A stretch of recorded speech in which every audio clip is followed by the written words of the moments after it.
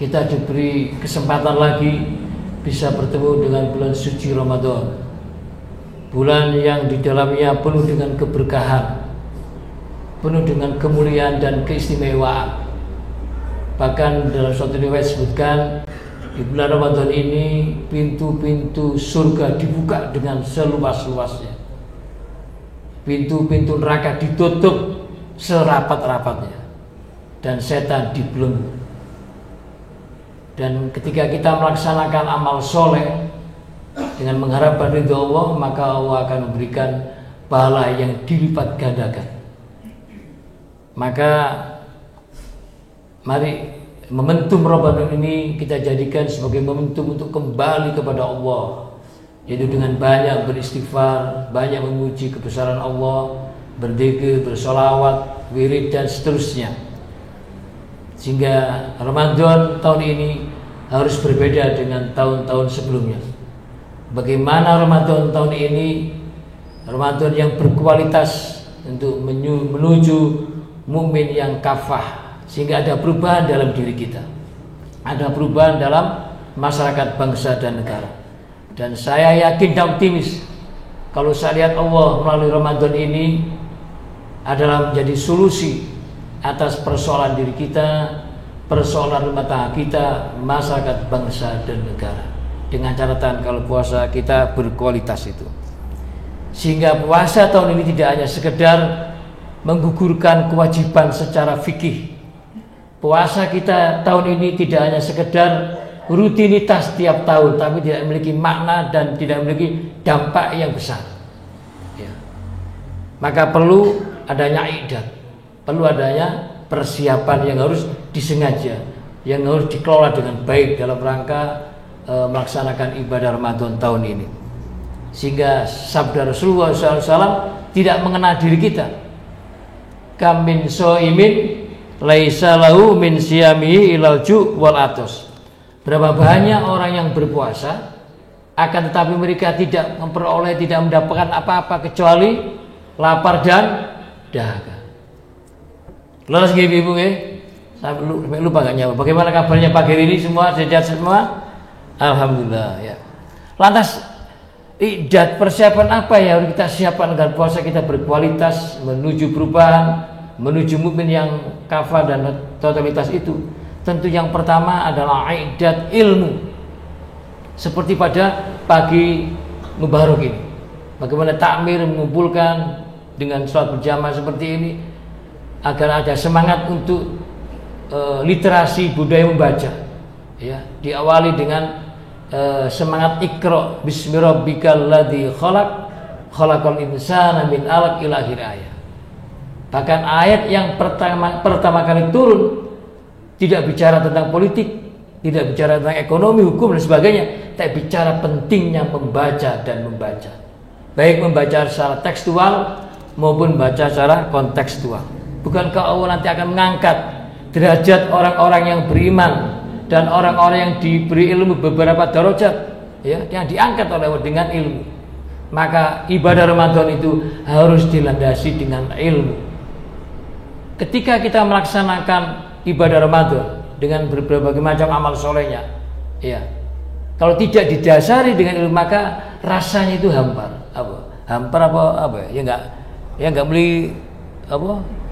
Ibarat makanan itu enggak lengkap ya. Bumbunya itu ya. Maka harus anyep ya, anyep. Maka harus berilmu. Itu akan mempengaruhi, akan energi positif kita akan keluar kalau didasari dengan ilmu, ya. Maka Imam Hasan Basri pernah mengatakan, orang yang beramal tanpa didasari ilmu, ya, bagaikan orang yang melangkah atau berjalan tidak meniti jalan yang benar. Maka disinilah pentingnya ilmu.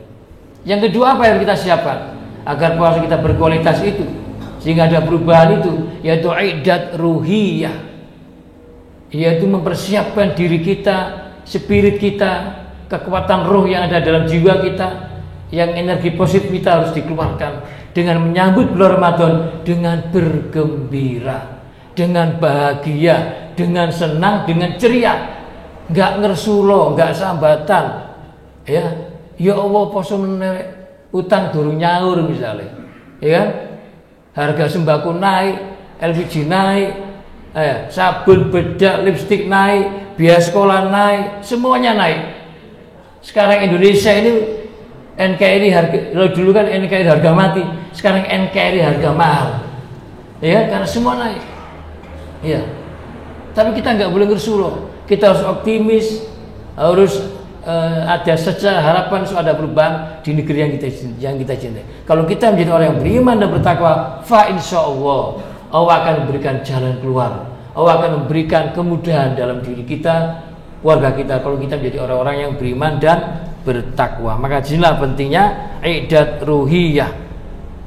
Ibaratnya menyambut Ramadan itu seperti anak muda yang sudah siap nikah, ya, karena sudah waktunya wis wayahi, maka senang menghitung hari kapan aku nikah, atau yang ingin nikah lagi senang kayak gitu ya, yang mau gitu ya.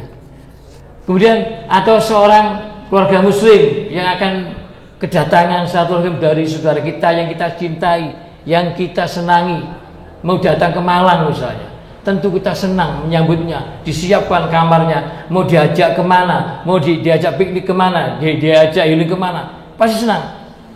Apalagi ini tamu Allah sendiri yang bikin perintahnya, yang membuat aturannya dan sebagainya, syariahnya dan sebagainya, maka kita harus senang, harus bergembira, ya, yaitu dengan datanya bulan suci Ramadan. Bahkan puasa itu katanya di dalam hadits qudsi dikatakan kullu amalin ibnu adama lahu ila siyama fa innahu li wa ana ajri bihi. Setiap amal anak Adam adalah akan kembali kepada diri kita, kembali kepada hambanya, kecuali puasa, kecuali berpuasa. Maka puasa itu adalah untukku, ya, dan aku yang akan memberi pahala, membalasnya dengan berlipat ganda. Gak main-main puasa ini, maka harus disiapkan dengan betul, sehingga semangat kita yang ada dalam diri kita adalah man soma Ramadana imanan wakti saban hufirallahu ma taqaddama min dambi. Ya, artinya barang siapa di antara kita ini yang berpuasa karena iman, ikhlas karena Allah, ya, dengan ilmu yang kita siapkan, ya, dan mengharapkan Allah, maka dosa-dosanya yang telah lalu akan diampuni. Karena salah satu makna Ramadan itu adalah membakar dosa. Dan kita harus banyak bersyukur. Kita tahun ini diberi kesempatan bisa dipertemukan di bulan Ramadan. Kemarin ada saudara kita yang meninggal, puasa kali ini nggak bisa berpuasa karena dipanggil oleh Allah, maka kita bersyukur. Kenapa kita banyak bersyukur di bulan Ramadan dan seterusnya?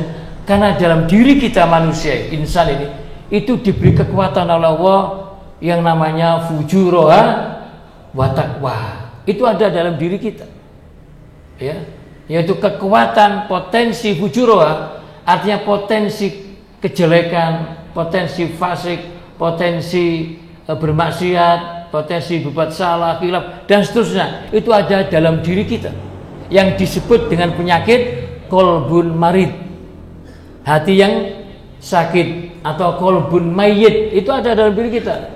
Kolbun mayit itu hati yang mati, hati yang keras, hati yang kaku, yang tidak yang sulit menerima kebenaran, sulit diajak fastabil khairat, ya, ada rasa dendam, ada iri hati, dendam, mengamuan, ya, apalagi purian, jegotan, mangkelan, itu ada dalam diri kita, ya, nggak suka memaafkan orang, sombong, takabur, merasa super, merasa yang paling benar, yang merasa yang paling top markotop lah dalam kejelekannya, itu ada dalam diri kita. Tetapi Allah tidak meloloskan itu, tapi diiringi dengan yang namanya takwa, yaitu jiwa-jiwa, nilai-nilai keimanan, nilai-nilai ketakwaan, yaitu bersyukur, memiliki etos kerja, disiplin, suka memaafkan orang lain, peduli, loma, nyaknyok, ya, itu ada dalam diri kita. Maka harus diimbang bagaimana antara mengelola kolbun salim dan kolbun marid. Kalau kolbun salimnya menang, maka insyaallah kita akan menjadi orang-orang yang beriman dan bertakwa dengan nilai-nilai kebaikan itu. Itu yang disebut dengan yang namanya iddat apa tadi? Iddat ruhiyah. Nah, itu pentingnya di situ. Kemudian yang berikutnya adalah iddat jism, yaitu kekuatan fisik, kekuatan organ tubuh kita harus sehat. Bagaimana pola makannya harus kita atur, pola waktunya, pola istirahatnya, pola manajemen kegiatan dan sebagainya, itu harus kita atur dengan pola manajemen yang bagus. Yang penting kita tidak kakean pola. Itu yang bikin kita sakit, yang bikin jiwa kita nggak bagus, psikologinya, fisiknya. Maka Ramadan ini harus benar-benar sehat. Bukankah puasa itu adalah menjadi orang sehat? Terutama adalah ibu-ibunya. Ibu-ibu harus menjaga betul kesehatannya. Bukan berarti bapaknya nggak penting. Kenapa? Karena tugas seorang ibu, ya, itu betapa beratnya di bulan Ramadan. Ya, harus bangun lebih awal. Untuk apa? Mempersiapkan sahur. Betul nggak ibu? Ya, mempersiapkan sahur. Apa itu ngenget, apa itu memanasi masakannya untuk suaminya, untuk istrinya, untuk anak-anaknya. Maka perlu ada kekuatan kesehatan ini, yaitu kuatul jism. Ini juga penting sehingga puasa kita berjalan dengan baik, ya, karena dibutuhkan fisik dan seterusnya. Kemudian yang tidak kalah pentingnya adalah iddat maliyah. Persiapan yang keempat adalah iddat maliyah, yaitu kekuatan finansial, kekuatan aset yang kita miliki, kekuatan fulus, kekuatan duit, kekuatan harta benda kita dalam rangka untuk optimalisasi dan revitalisasi zakat mal, bukan zakat mall. Ya, ini penting karena di antara tradisi umat Islam di Indonesia ini, negara yang kita cintai ini, kalau biasanya di bulan Ramadan yang namanya masjid, musola, langgar itu sampai penuh, seperti masjid yang kita cintai ini, yaitu Masjid Al-Falah Gadang ini, yang sampai nggak cukup dibikin karpet, dibikin tikar dan sebagainya. Itu 10 hari yang pertama. 10 hari yang kedua masih lumayan. Ini pengalaman di masyarakat di masjid-masjid ya. Tapi apa yang terjadi ketika memasuki 10 hari terakhir? Ya, shopnya semakin semakin maju, ya. Dan mudah-mudahan tidak terjadi di Masjid Al-Falah ini.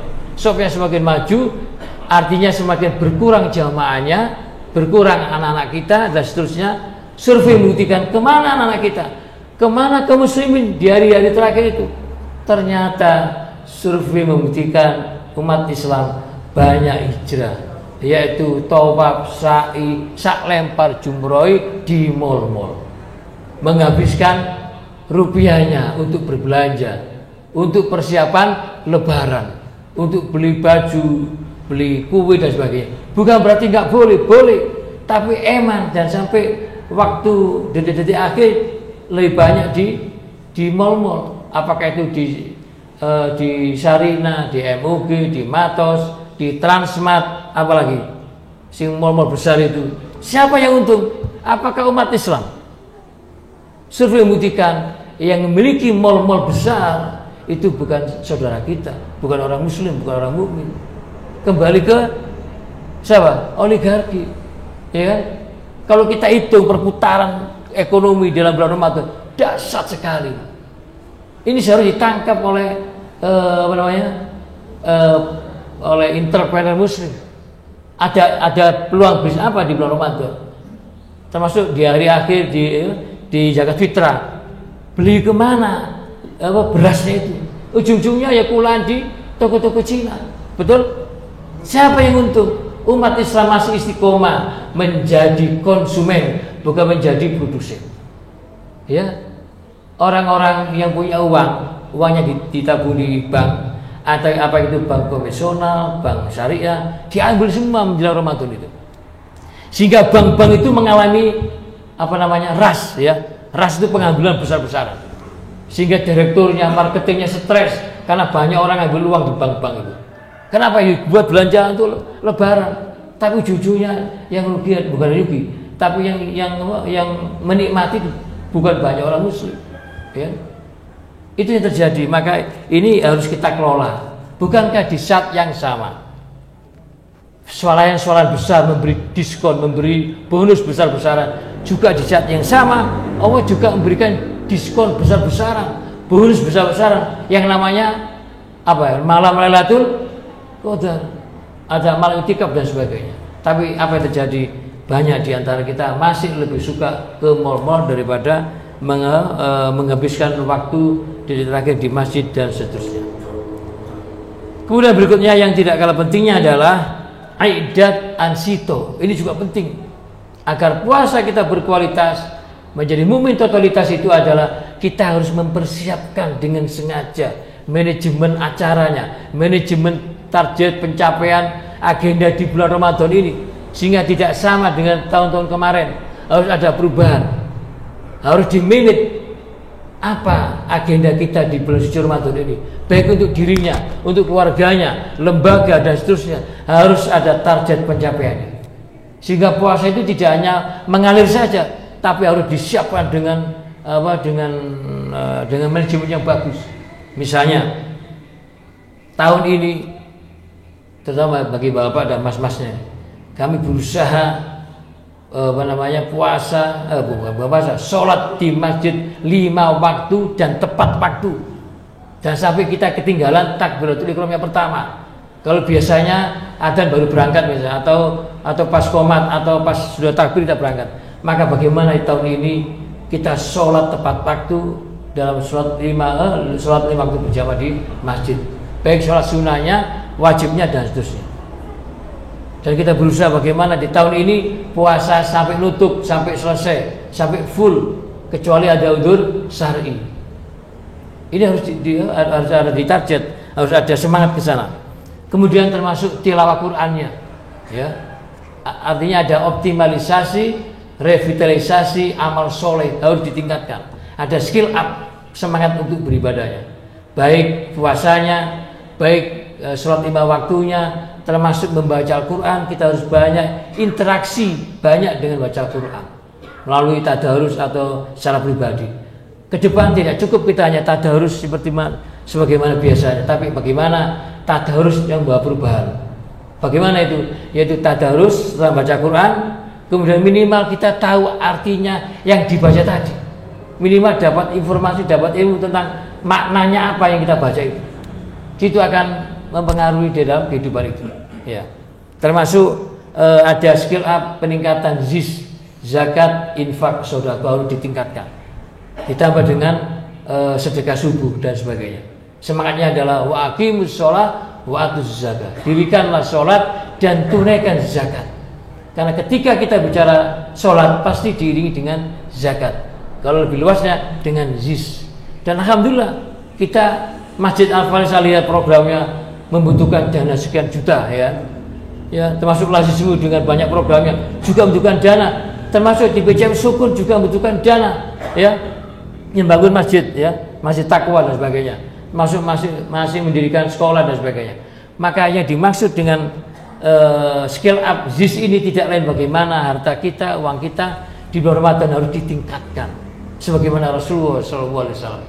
Ketika Rasulullah SAW di bulan Ramadan, ya, itu luar biasa kepeduliannya, luar biasa lomannya, luar biasa gerakan filantropinya. Rasulullah itu sangat loman dan nyanyok yang tadi katakan, ya. Bahkan diibaratkan Rasulullah SAW ketika di bulan Ramadan itu bersedekahnya, kepeduliannya, harta yang diberi kepada umatnya itu seperti angin yang bertiup dengan kencang. Artinya menjadi kader Muhammadin, kader Rasulullah SAW itu harus loman, harus memberi, bukan meminta. Apalagi di bulan Ramadan pahalanya besar. Dan sebaik-baik sedekah itu berada di bulan Ramadan karena pahalanya ditingkatkan dan seterusnya. Termasuk mari di bulan Ramadan ini kita harus perbanyak berdoa, bersolawat, berzikir, ya. Bukankah kita manusia ini nggak lepas dari dosa? Maka optimalkan doa kita. Tidak cukup doa itu hanya diri kita, termasuk untuk keluarga kita, saudara kita, termasuk para pemimpin kita, ya, sehingga ada perubahan negeri yang kita cintai.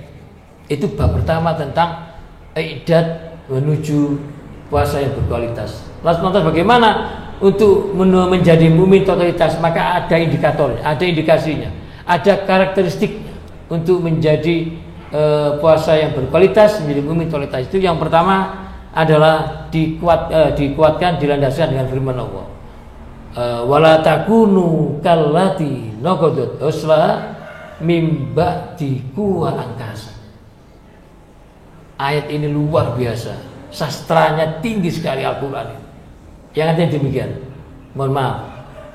Dan janganlah kamu seperti seorang perempuan, seorang wanita, menggunakan kata kallati, laisa kalladzi, tapi menggunakan kallati. Kenapa? Karena seorang perempuan, seorang wanita itu diberi potensi Allah, cermat, teliti, ya, fokus, kemudian serius ketika mengolah sesuatu. Apa relevansinya dengan puasa?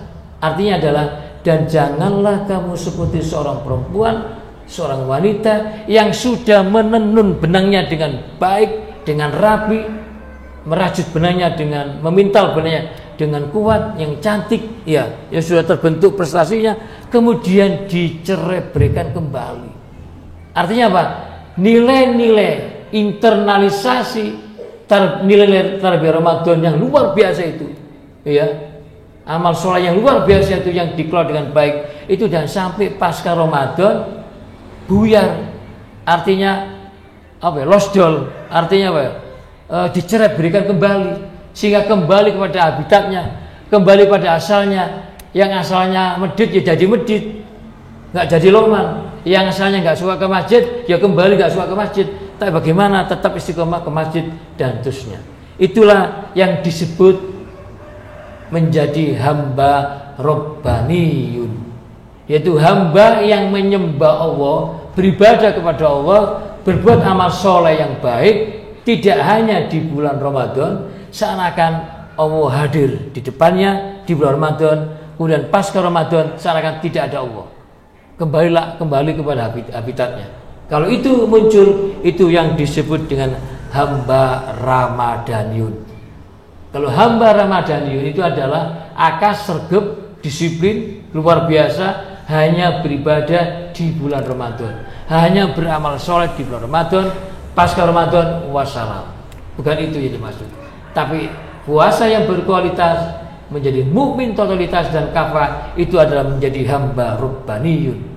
Nilai-nilai internalisasi Ramadan yang luar biasa, yang dahsyat itu, yang keren itu, tetap dijaga istiqomahnya sampai pasca Ramadan menuju Ramadan lagi. Itu baru dikatakan puasa yang sukses dan puasa yang diterima oleh Allah, yang membawa dampak perubahan dalam diri kita, keluarga kita, masyarakat, bangsa dan negara. Yang kedua adalah di antara indikator puasa yang sukses dan totalitas itu menjadi muslim kafah itu adalah menjadi tujuan puasa itu sendiri. Goalnya puasa kan la'alakum tattaqun, menjadi orang yang beriman, menjadi orang yang muttaqun atau muttaqin. Tidak cukup kita menjadi orang yang beriman dan bertakwa secara pribadi, secara individual, tapi bagaimana menjadi beriman bertakwa secara sosial. Sehingga semangatnya adalah duribat alaihimudillatu ainama sukifu illa bihablim minallah wa hablim minannas. Yang artinya mereka atau manusia di muka bumi ini akan diliputi kehinaan oleh Allah. Semuanya, kecuali kata Allah, orang yang cerdas membangun komunikasi dengan Allah, hablum minallah. Dan orang yang cerdas membangun komunikasi dengan sesama manusia. Maka ini diantaranya karakteristik puasa khusus itu adalah bagus dan cerdas, hablum minallahnya dan hablum minasnya. Sehingga keberadaan kita di dunia ini khairnas anfa'un linnas.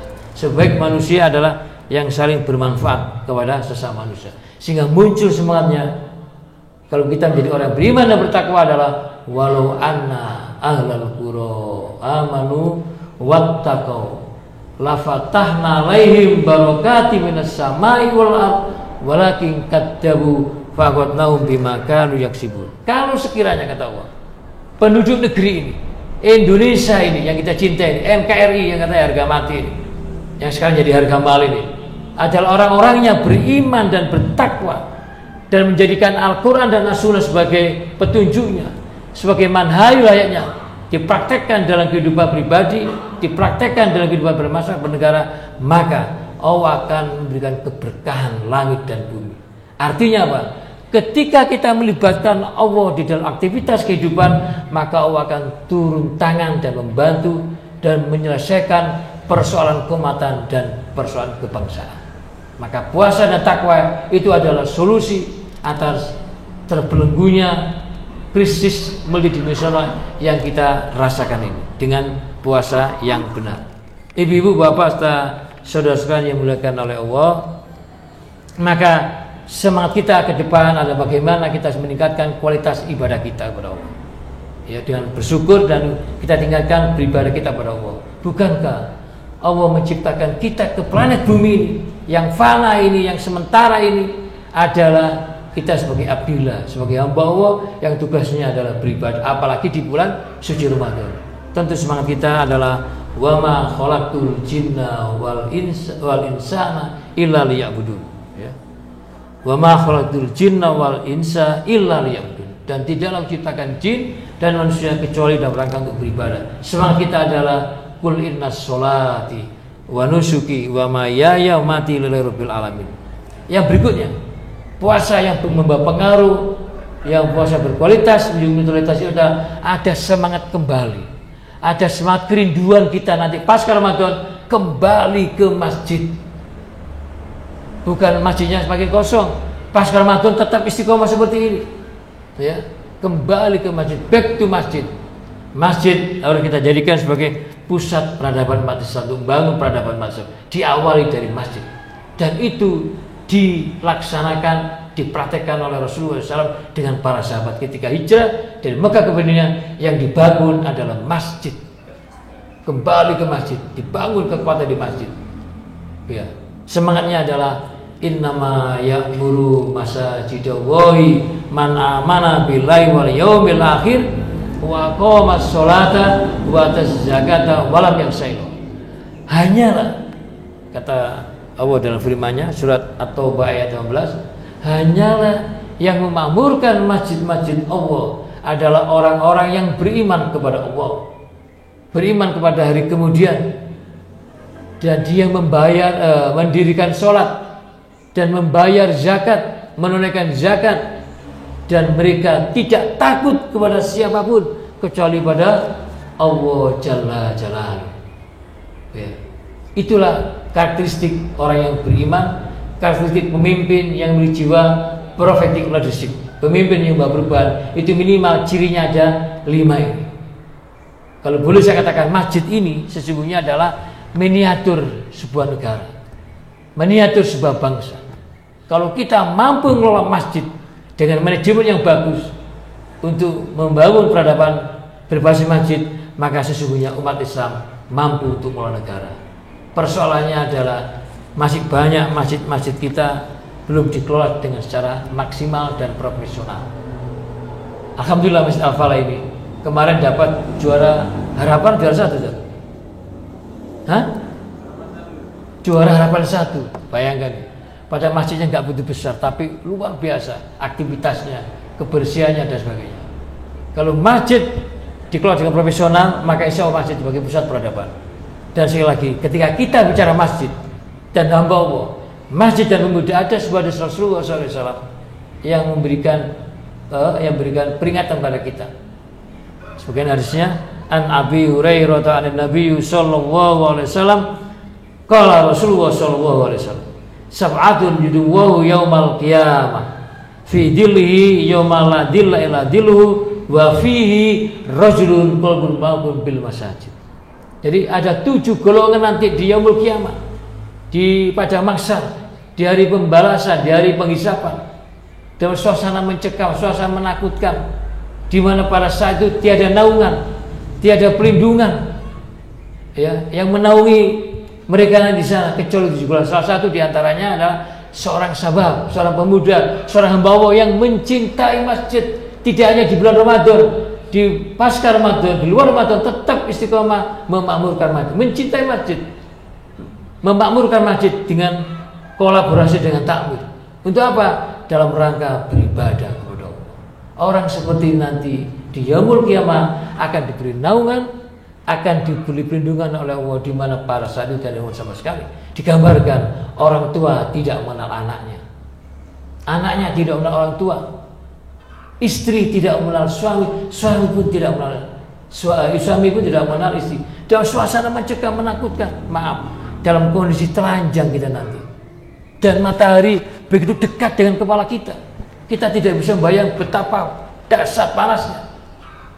Kecuali yang dapat naungan adalah orang yang di masjid akan diberi naungan oleh Allah. Mudah-mudahan kita termasuk ahli masjid, ahli ibadah, dan ahli surga insyaAllah, melalui gerakan memahami firman Tuhan dengan benar. Seperti itu hadisnya.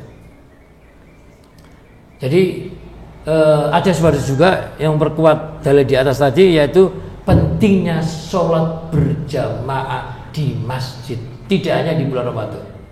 Ya, Rasul bersabda, sering saya sampaikan ini, inna asqala sholatin alal munafikin sholatul isya wa sholatul fajr walau ya'lamuna ma fima la tauma walau habban. Yang artinya adalah sholat yang paling berat bagi orang-orang munafik, ya, bukan orang mukmin, bukan orang muslim, ya, tapi orang munafik. Jadi sholat yang paling berat bagi orang munafik adalah sholat isya dan sholat subuh. Sekiranya mereka itu mengetahui apa yang terkandung di dalamnya, terutama sholat subuh berjamaah di masjid, niscaya mereka akan datang ke langgar, datang ke masjid, datang ke musola, walaupun dalam keadaan merangkak. Artinya apa? Betapa besarnya fadilah, keutamaan, kemuliaan sholat subuh berjamaah di masjid. Kalau kita kaji lebih dalam bab keutamaan sholat subuh berjamaah di masjid, orang yang sholat subuh berjamaah di masjid pasti, kata Allah, kata Rasulullah SAW juga, pasti akan dihindari dari jilatan api neraka. Artinya dengan kata lain, orang yang sholat subuh berjamaah di masjid pasti dijamin oleh Allah masuk surga. Syaratnya sholat subuhnya di masjid, bukan di rumah. Kalau seorang pemuda yang masih kuat atau bapak-bapak yang masih kuat sholat subuhnya di rumah, maka tidak layak disebut sebagai hamba soleh, tapi layak disebut sebagai hamba solihah, karena sholatnya di rumah bukan di masjid. Ciri mukmin yang sejati, ciri mukmin yang kuat itu sholatnya di masjid.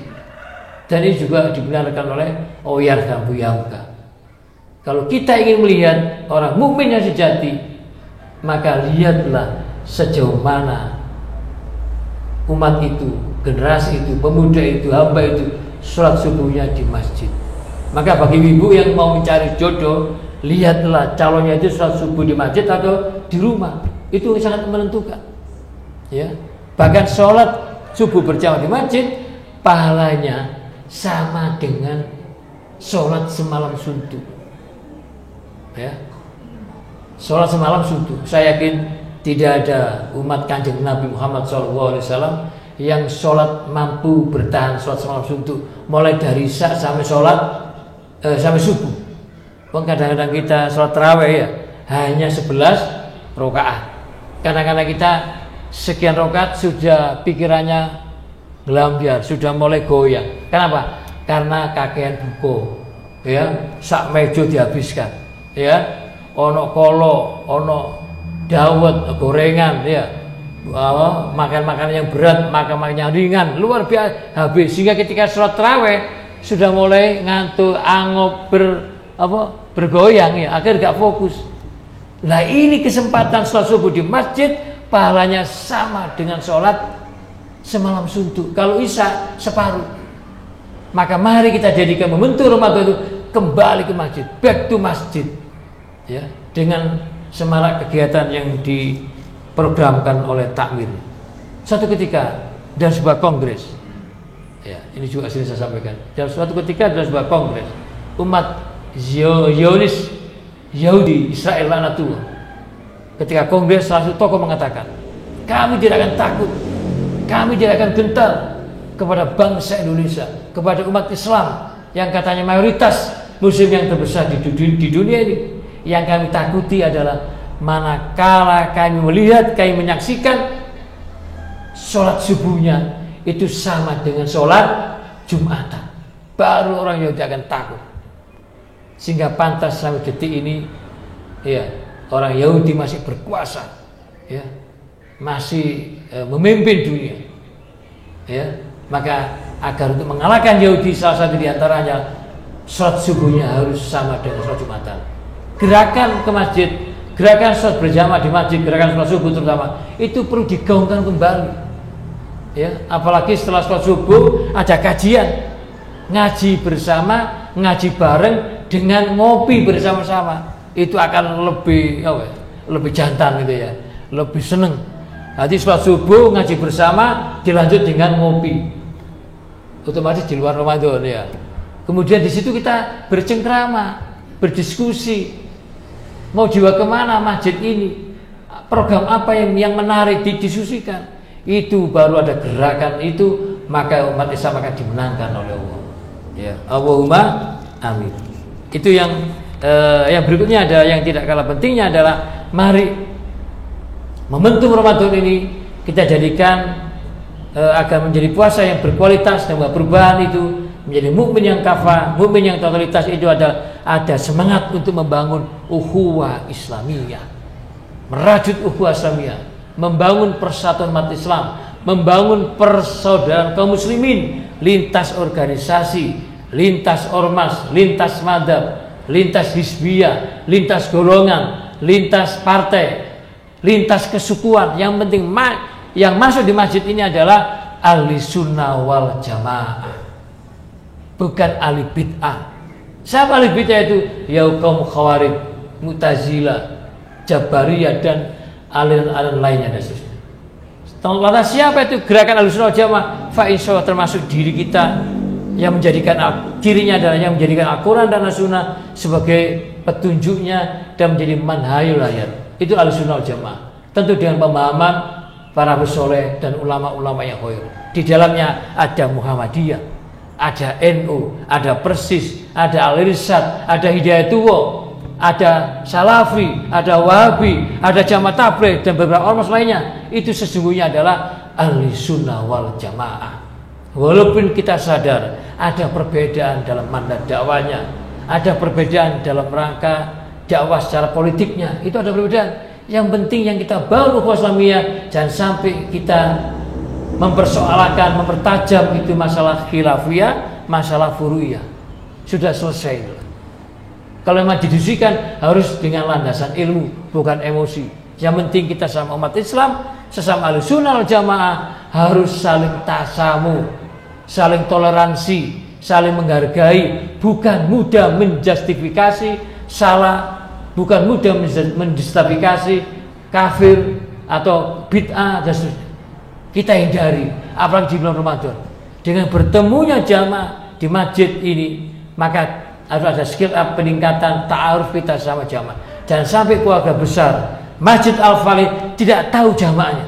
Kanan kiri harus tahu, ini sopo kananku, sopo kiriku misalnya. Harus tahu, ta'aruf, kemudian tafahum, saling memahami karakteristiknya masing-masing, sehingga kita tidak menyinggung, tidak membuat masalah di grup itu, di keluarga besar itu. Mari ta'aruf, tafahum, kemudian ta'awun, saling kolaborasi, saling bersinergi, saling kerjasama. Kemudian takaful, kita adalah menjadi keluarga yang senasib seperjuangan, harus saling menanggung. Ya, Masjid Al-Falih ini harus kita jadikan keluarga inti kedua setelah keluarga inti yang pertama, itu keluarga kita. Ya, sehingga kita nanti bisa reuni di surga Allah nanti, saling mengingatkan di antara kita. Disinilah pentingnya membangun ukhuwah Islamiyah, sehingga semangat kita adalah innamal mu'minuna ikhwah, sesungguhnya orang-orang mukmin itu adalah bersaudara.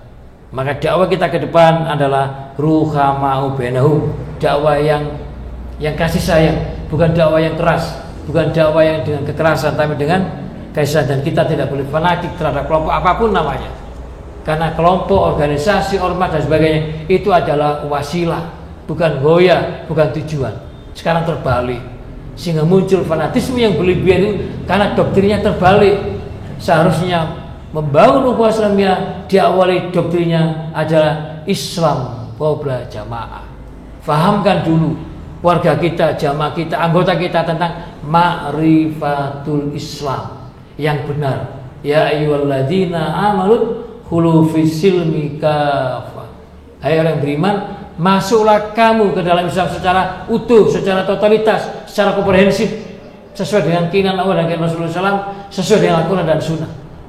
Ya, itu harus fanatik kita dalam al-Islam, bukan pada lainnya. Sekarang terbalik, bukan Islam qabla jamaah, walakin al-an sekarang ini adalah jamaah qabla Islam, hizbiyah qabla Islam, muasasah qabla Islam. Ini yang terjadi, sehingga fanatiknya berlebihan, akhirnya suka menyalahkan dan sebagainya. Dan ini disindir oleh firman Allah, kullu hizbim bima ladaihim farihun. Tiap-tiap kelompok merasa bangga dengan kelompoknya masing-masing. Ini tidak boleh. Maka hadis Rasulullah SAW masih jauh. Rasul bersabda, laisa minna man da'a ila asobiyah, wa laisa minna man qatala asobiyah, wa laisa minna man mata.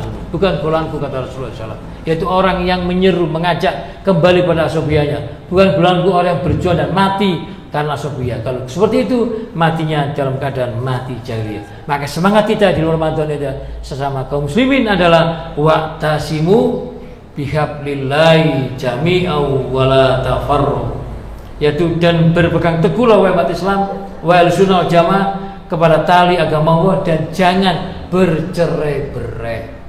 Ya, jangan bercerai-berai.